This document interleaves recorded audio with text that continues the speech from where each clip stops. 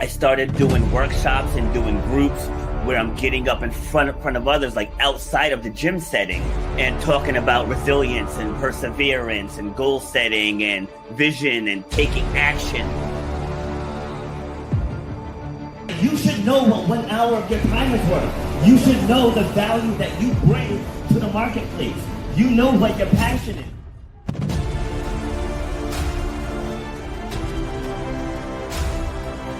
Starts with clarity of vision. If you don't have the clarity of vision, whatever next thing you get, you're not going to see it through because you don't have the clarity of vision. So the point of my pain was being told you will never run or jump again. And all that stuff, I was like, you know what? Like, I want to be able to take this even bigger. If you know why you do what you do, you have to know how to charge for what you do. That's how you're going to change your life, and that's how you're going to leave a legacy for your children and your family. You got to know your worth.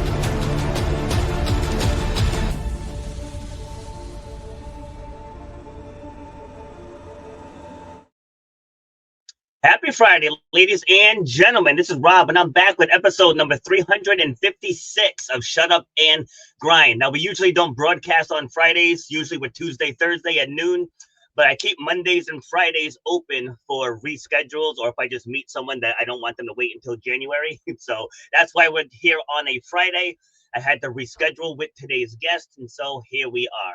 So before I bring my guest on, today's tip of the day: stop letting people clip your wings. Okay, so you heard in the intro there, the point of my pain was being told I would never run or jump again. So this was from a doctor, somebody with a PhD who went to years and years and years of school, made that decision. But what people don't realize is healing begins within. Okay, healing begins within. I relied on that surgeon to put my knee back together again, and then I took control of the healing. And I want you to take control of whatever is blocking you from the success that you want in life. Okay, so this show is about empowering, inspiring, igniting that fire within, and then encouraging you to unleash that beast into the world so you can have the success that you want to have. And to help me have this conversation today, we're going to be speaking with James Robbins, with over 20 years of experience helping leaders close the gap between potential and performance. James breaks down the simple science-backed habits that can turn any manager into an inspirational leader. James, welcome to the show. How we doing? Rob, I'm doing great. I'm super motivated after your intro there. So I'm excited to be here. Thank you. Awesome. And where are you joining me from? I am in Denver, Colorado today. Denver. I went there in 2017. I got to say, I absolutely loved it. I went there in March. Being up here in New England, everything we see about Colorado is about skiing. So I expected there to be snow everywhere. It was 80 plus degrees all 4 days I was there. And I got to check off a bucket list item of zip lining in the Rockies. So that was cool. Excellent. All right. So let's dive in. So at your core, how would you describe yourself? At my core, I'm a dad of 3. I would say I'm a kind person. I grew up on a small cattle ranch, so I try to keep things simple, and it always bothers me when people are arrogant. As I've learned, as I've gotten older, that nobody really knows what they're doing. So we might as well have some humility as we go through life. Yeah, I always say so many things in life are relative. Like I'm in the fitness business, and strength is relative. Like somebody's strength could be just pure strength. Somebody's strength could be jumping. Somebody's strength could be speed. So like not everything falls into one box. And I'm glad you said that, because in life, that's how it is. Like, yes, if I'm speaking about fitness, resilience, overall wellness, I'm one of the brightest minds on the stage. If you ask me to speak about biology, I'm going to be the dumbest guy in the room. So to your point, being humble and just having that self-awareness to know that, you're only skilled at what you're skilled at. That's how that works. So, all right. So let's talk about you. So you originally from Colorado? Were you born and raised there? No, I was actually born and raised near the Rockies in Canada, just north of Oh, Montana. okay. And it was a great place to grow up. Like I said, I grew up on a small cattle ranch. And yeah, just really simple, good people all around. And like I said at the beginning, that gave me a simple view of life, but also, people worked hard, got up early, and didn't complain. They just made it work. That blue collar lifestyle. Yep. All Yeah. right. So were there any pitfalls growing up, just in general? Well, if I think about, I don't know that I would call it a pitfall. I mean, I grew up with, I was a redheaded, freckle faced kid, which makes you a minority, among a white community, you become Yeah. the minority. And, you notice that you stand out. And that led to definitely a lot of insecurities growing up.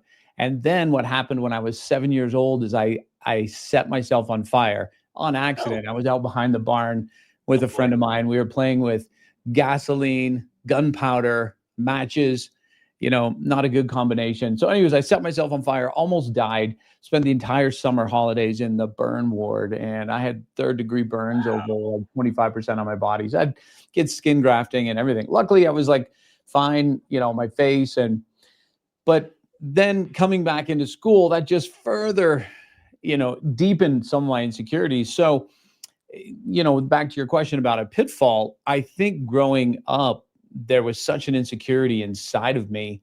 And then that bled over into my professional life as I got older.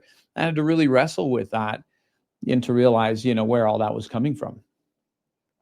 Okay. All right. And so where did you realize where it was coming from? From that moment there, from being burned and dealing with the insecurity? I think it was a combination along the way of just different things. Even when you grow up a farm kid and then you go to the big city, it's almost like you have this feeling like, you don't belong here. You're like this imposter. You're like in the big city. And that it's whatever data points we put together, right? And the data points I had put together was, redheaded guy who can't find a girlfriend, to scars on my body, to grow up on a cattle ranch. So, well, what story do we want to make with those data points? Because there's several stories you could make, but the story I made was a very disempowering one. So I doubted myself. I didn't take risks that I should have taken early on. But I could have also looked at those data points and been, wow, yeah, I'm a survivor. Wow, like I had a great upbringing. Wow, like I had, this advantage that I'm unique. But often when we're young, we take the worst possible road in terms of what something means. But it wasn't until like later in life, like later in my 40s, that I really began to figure all this out, to think, wait a minute, let's look at where some of this formative programming came from.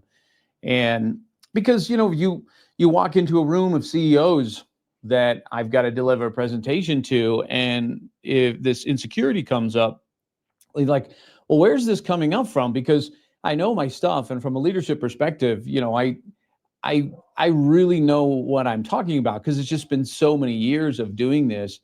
And then you think, well, where's this insecurity? Oh, this is just that farm kid in me coming into this meeting of CEOs, but I can't have that. So the more aware you get in your life, right, about the formative experiences that shaped us, the stories that we create along the way begin to really shape our reality. But once you start to see that, now we can get a hold of them and start making better choices. Yeah, see, and I didn't see that on your bio, so I'm glad we uncovered that, because that's very relevant to the whole purpose of the show. Like, going back to myself in elementary school, I had a very bad stutter, very bad, and I'm the youngest of seven. None of them got the stutter, but I sure as hell did. I had it so bad. So getting teased by my siblings, getting teased by my friends, getting teased by my classmates, like it was a lot. And now I have no shortage of confidence now, but for a while there, I was just afraid to open my mouth, and it's a scary place to be. And just think, and now I'm an international speaker. It's like, who would have thought that it comes full circle? But you have to reconcile with the fact that there's nothing wrong with you. You're just unique, right? That's the first chapter in my book. Chapter 1 is there's nothing wrong with you. Because once people accept that, then you can start seeing that future as something brighter, and instead of it being something to be afraid of. What are your thoughts on that? Good for you, Rob. I love that fact that you started with a stutter and now you're an international speaker. So right on. Good for you. Thank you. I think, yeah, to your point about there's nothing wrong with you, I view it sort of like we all have an intrinsic worth that, like, even the concept of self-worth in some ways is flawed. It's like you were given worth when you were born, right? That's the reason why your parents, when they first saw you, would instantly have given their life for you, even though you hadn't done anything in the world, you didn't own any money, like all the things that later we attach to our worth, you had none of that. And yet you were instantly worthy. So, I believe we all have a divine, fingerprint, and that's this unique set of gifts, talents, skills, and then even the experience that we have. And the purpose of that is to bring something to the world. Now, just because we're not, as you said, like we're not broken, it also doesn't mean that we're okay where we are, right? So this is the distinction I make, that, somebody is absolutely worthy and not broken, like not flawed. But at the same time, it doesn't mean that where you are is where you should be. And so all of us at some point have to think, am I really living up to the potential that is inside of me? And if I'm not, then what do I need to start to change? I don't need to change anything about me, right? Like intrinsic worth, $100 bill is $100 bill is $100 bill. Like it doesn't change the value of that. And I think that's an important distinction. So it's funny that you say all of that. I actually happen to have a quote from my book right here, ready to go. And it says, you weren't born to simply exist and then die. Each one of us were born with a unique skill set, with a unique perspective on life. And without interference from others, we would naturally become who we were meant to be. And that's why I always talk about not letting somebody clip your wings, because a lot of times people, they have an idea and they let other people talk them out of it. Like, for example, I was speaking to a 4th grade classroom. This is probably like 2016 or 2017, but 4th graders. I was going around asking the kids what they want to be when they grow up. And one of the little girls was like, I want to be a singer. And I was like, do you want to stand up and sing in front of the class? And she's like, no. I'm like, why? She's like, I don't want people to laugh. I was like, but you can't worry about that.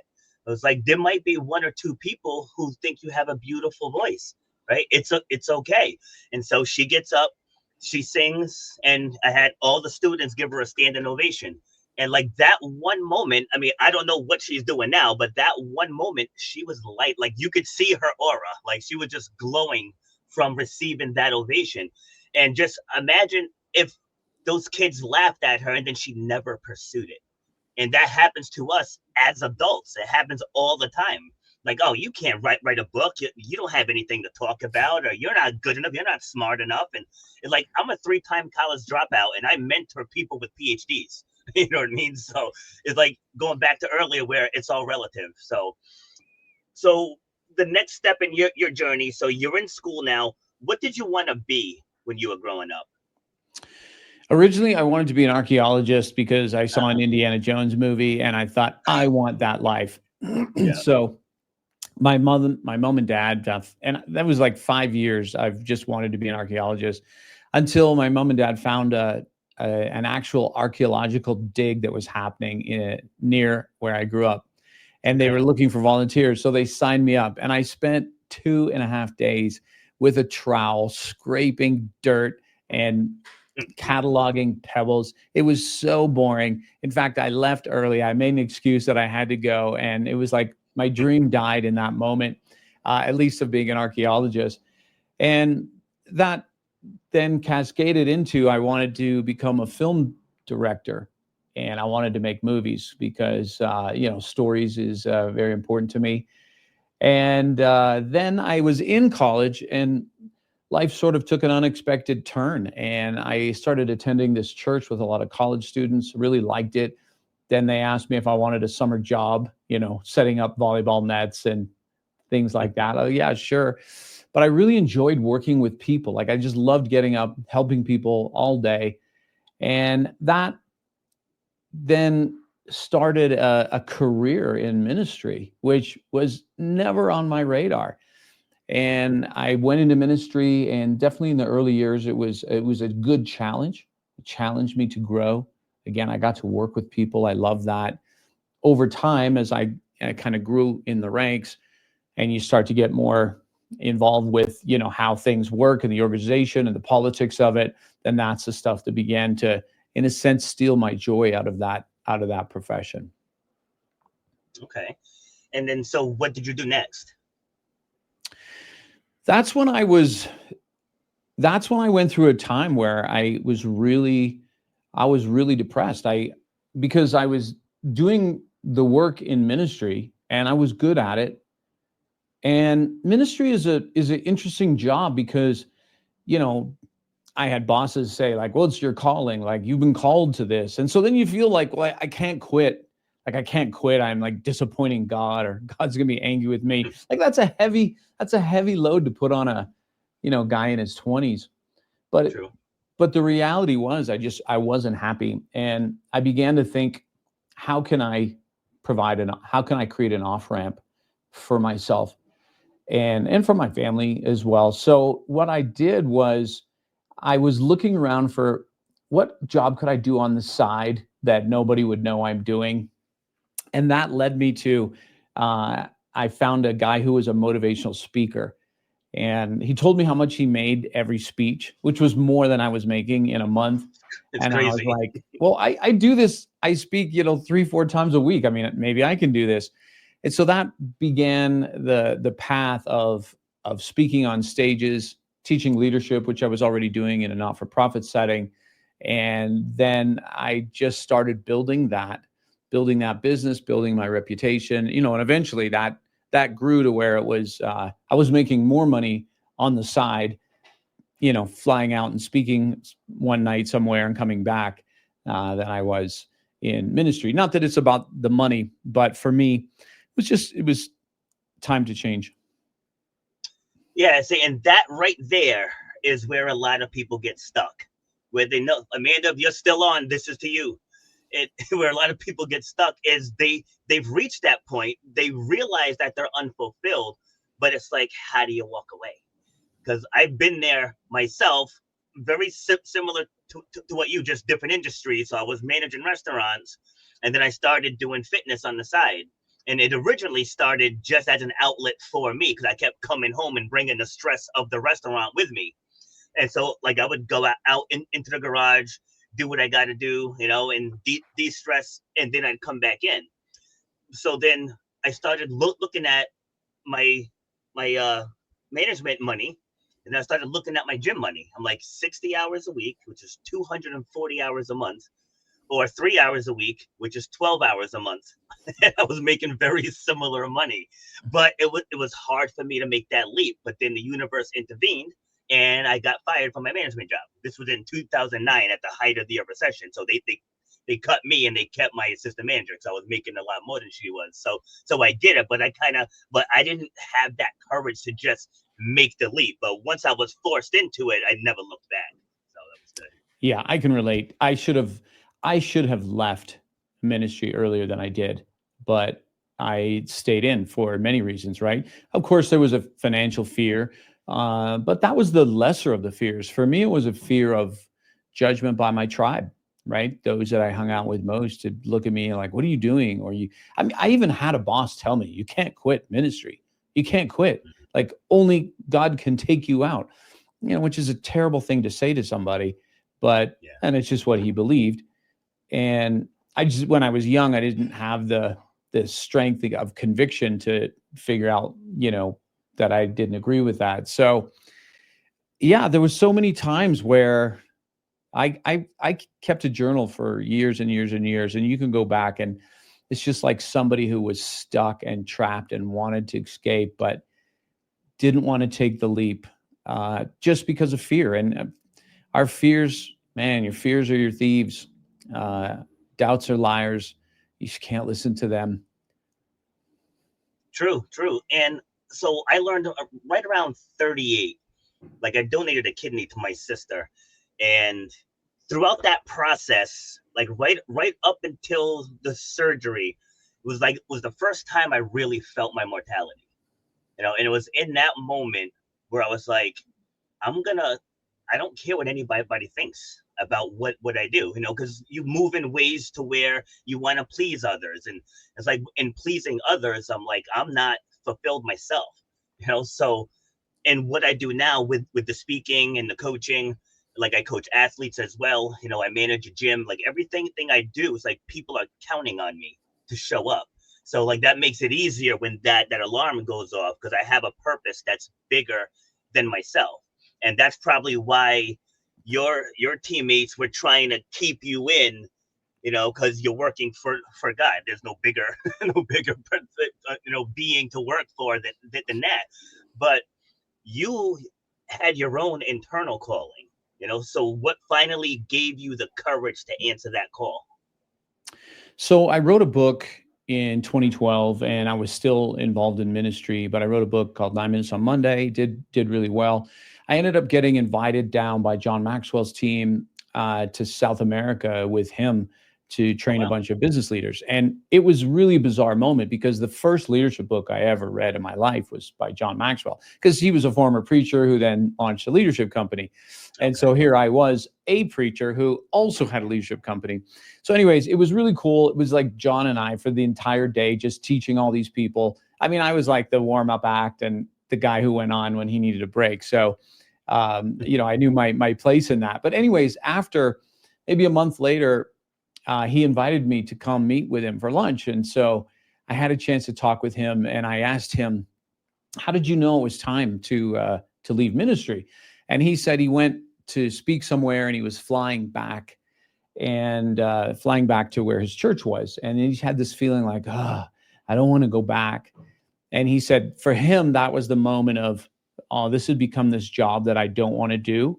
And especially in professions where it really involves your heart and passion and a calling, Yes. you've got to be into it, right? So, in my mind it was like, oh, I had that day, a long time ago. But I what sealed it for me was I took a sabbatical. I took 2 months off of ministry and just did nothing. And when I came back, the day I walked back to the office, I turned the corner and I could see the office and my heart just sank. And I thought, I don't want to be here. And that was the moment I was like, okay, you need to leave because you're a disservice now to these people as well. So you've got to get serious about that. And so that's when I really got serious with a timeline, finding a replacement, and just went and put all that into place.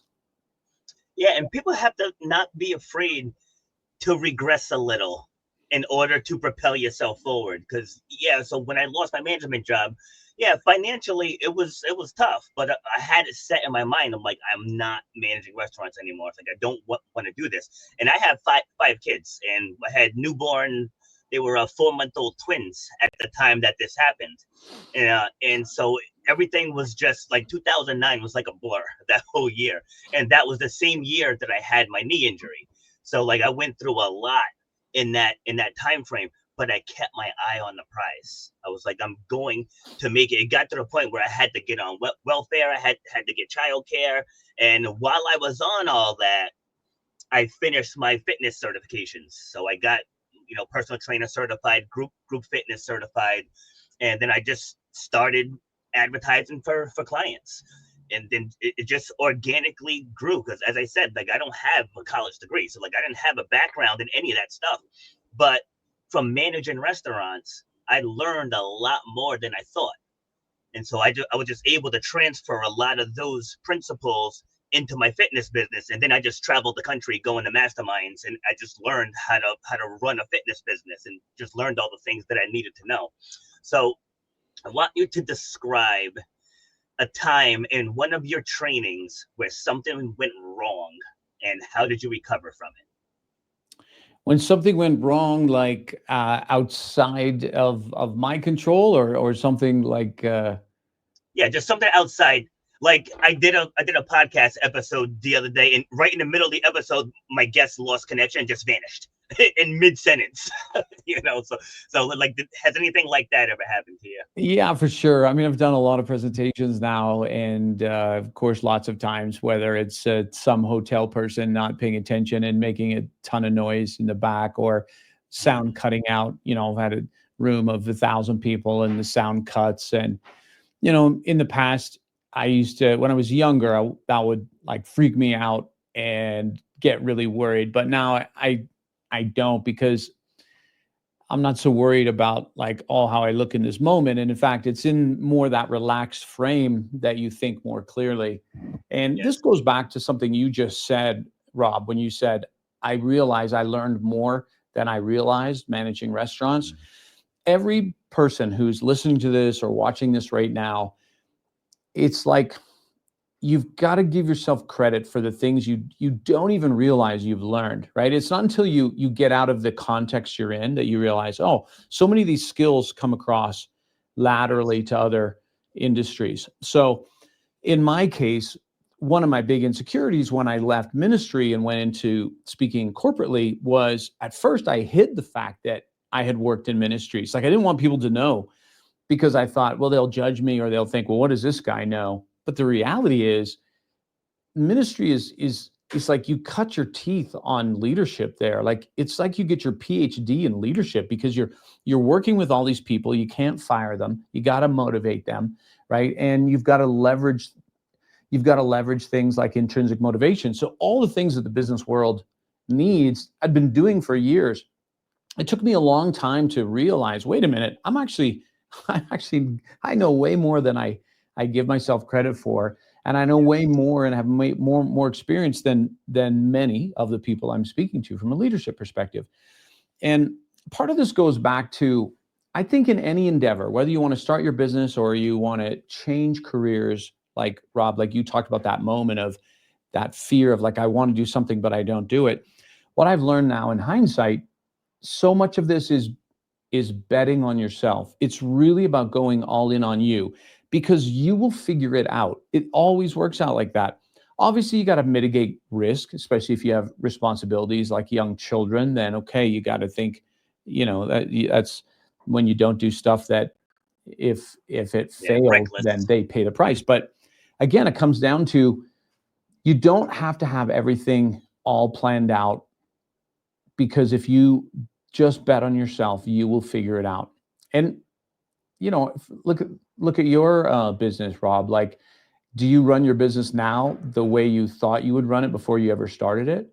Oh God, no. Yeah, so it's like you got to get into it, and then you realize, oh, okay, this is actually not going to work. I'm going to have to do this and do this, and then before you know it, a door opens up that you didn't expect. And I found for me that even when I would come up with what I thought was a great strategy to grow my business, and like I'm just focusing all my energy and effort here and nothing's coming from it. And then I get a call out of the blue. Hey, I saw you once, or I read blog posts here. And, all of a sudden someone's paying me to go somewhere, when it's like, I wasn't even in the strategy. But it's just, you got to put yourself out there and you will figure it out. There is something about the concept of burning your boats, for sure. Yeah, I remember I was at a conference. I think it was a fitness business summit in California, and one of the speakers was saying, if you have a plan B, plan A is never going to come to fruition. And so at the time, I had my fitness business, but I also did corporate fitness at two other businesses, and I worked at a workout world. And so like I used the money from those three, that paid the mortgage.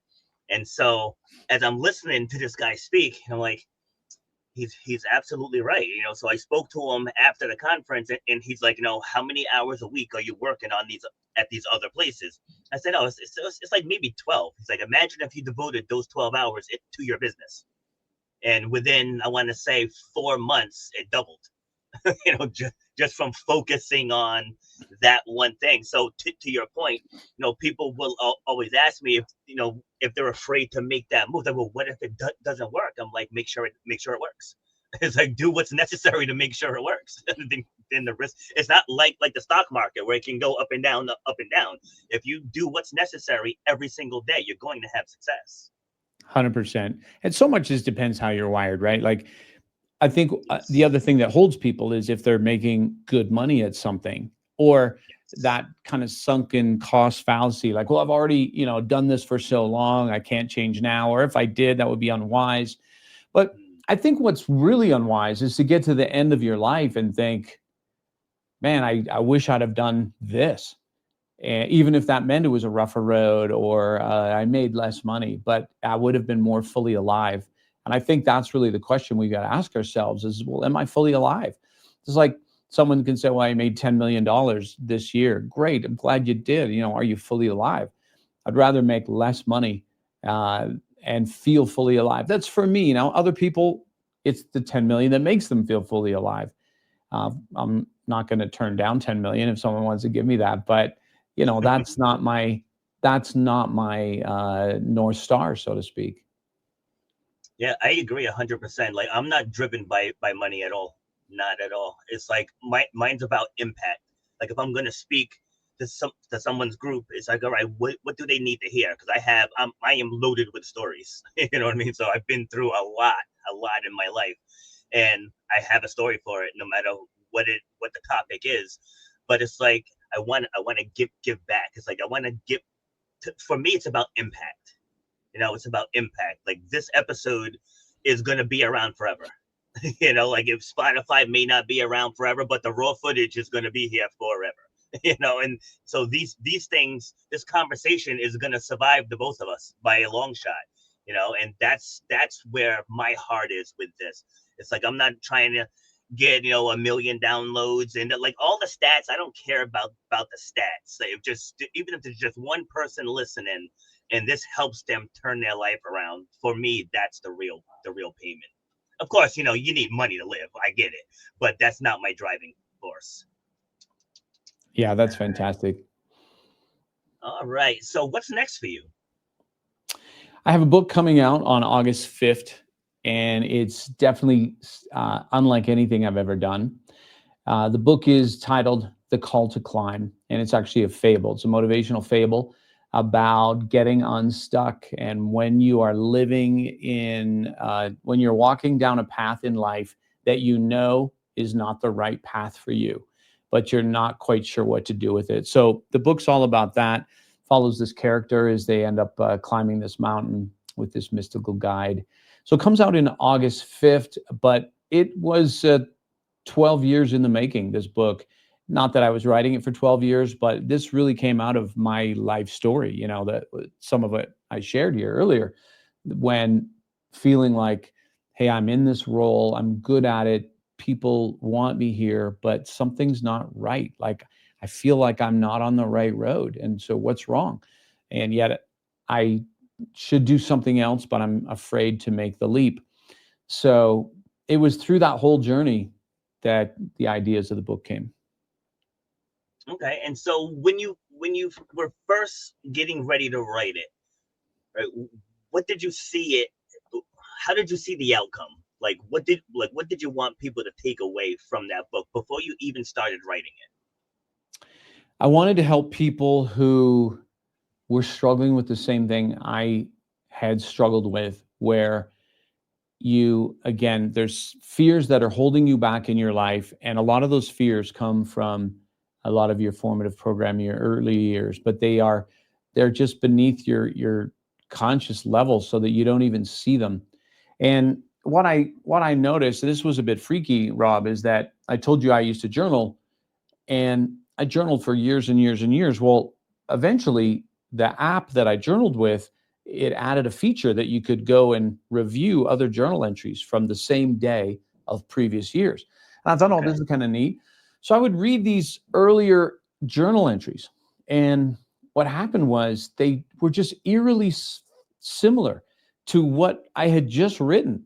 like Mm. freakishly similar. I would even like show my friends, like, hey, look at this. Like I wrote this today. And 2 years ago on the same day, I wrote this.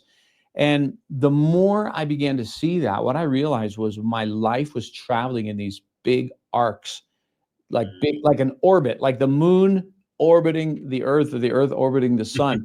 The arcs were so big that you didn't see it because there was no point to come back and go, okay, I've been here before, because I'd already forgotten. And that's when I realized, like, that's true for all of us. Our lives are patterns. They're just repetitive patterns. And those repetitive patterns are totally there to keep our world predictable so that we feel safe. And when you start to see that and begin to think, okay, well, is this the life I want to live? Because what I saw was these patterns also meant I could predict my future, which also meant I know where my life will be in 5 years because I know where it is now in terms of just me as a person. And I didn't like that thought. And I'm like, well, that's so good. I don't want this in 5 years. So then I better choose a different path. But that's easier said than done, right? Because it begins catching those reflexes. So I'll give you a practical example. So for me in my business, I would have these crazy, ups and downs, cash flow, ups, downs, ups, downs. Well, the more I started to look into that, it's because I hated selling because I feared rejection, as I didn't like people angry at me. So this goes back to childhood.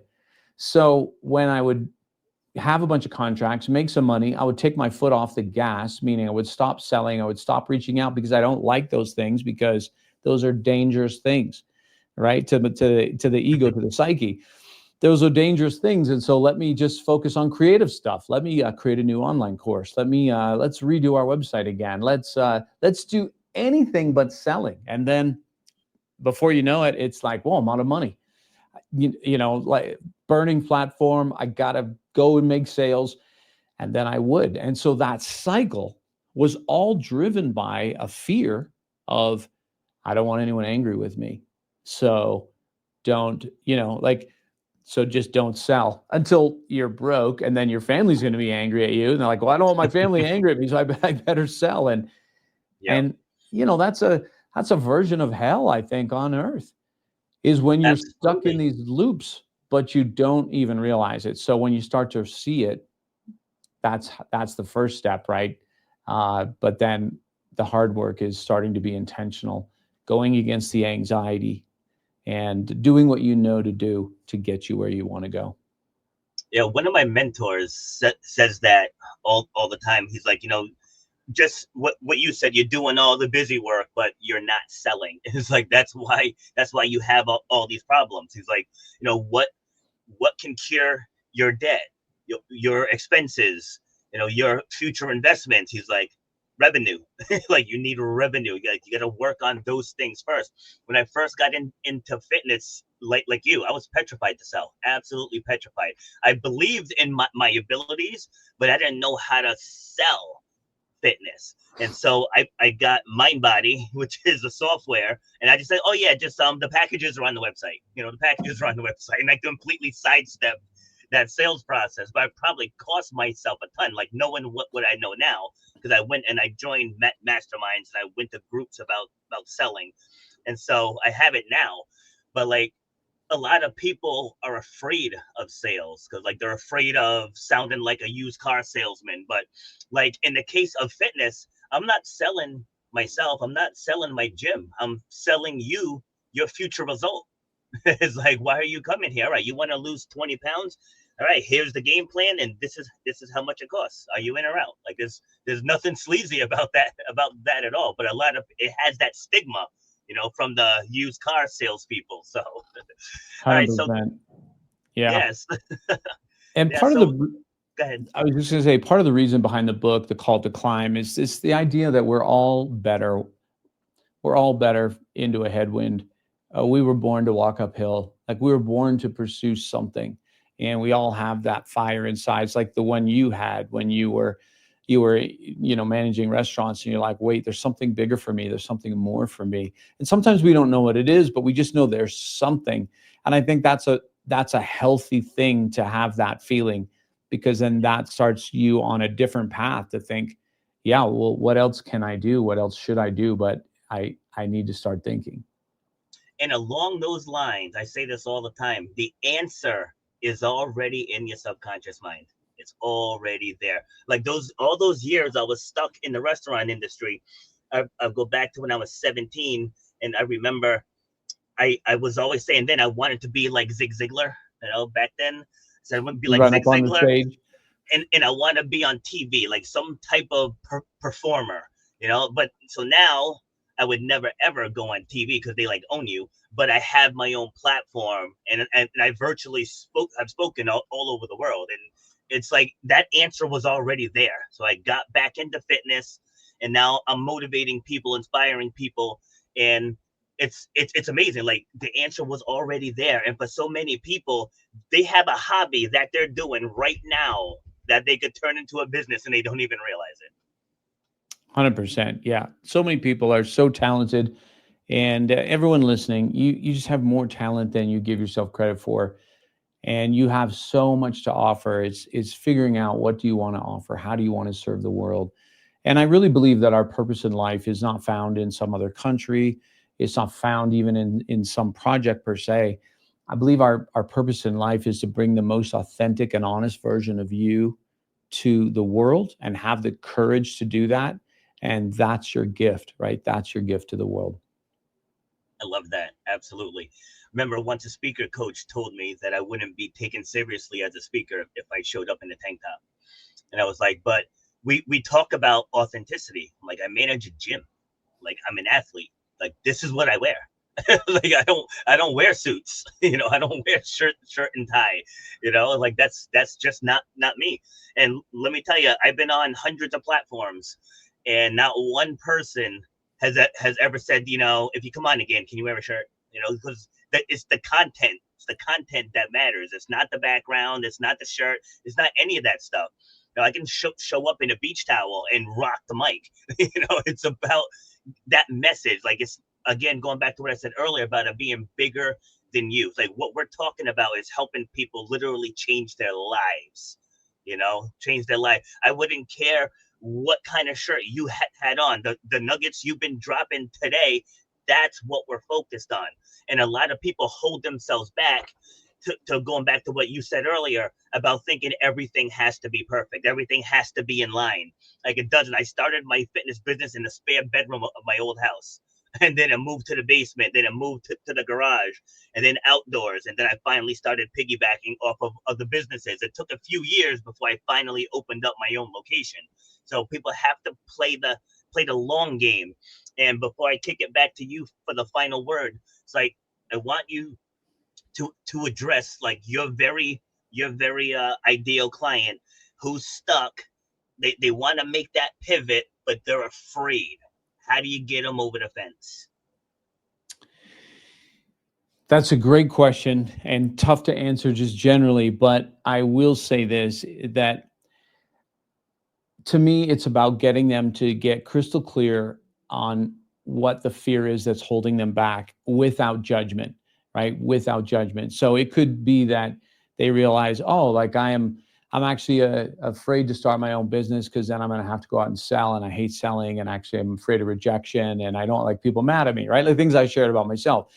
So I wouldn't have shared those things years ago because I would think that's so embarrassing, like that's so weak, but it just is what it is. It's just a part of the programming that I got when I was, even before I knew it.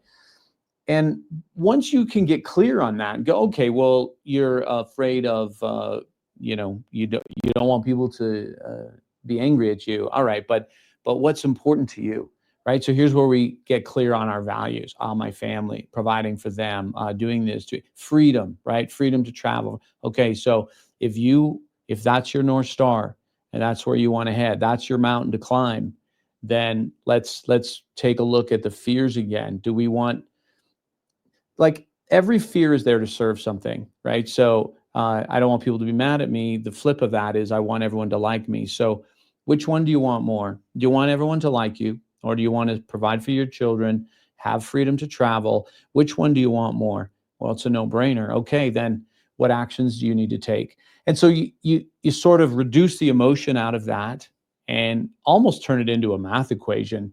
so that people can head down that path. Now, as they begin to head down that path, cue the anxiety, right? The anxiety is the subconscious's way of keeping us in line. But if we know that, just know, hey, anxiety is going to come, but here's how you handle that.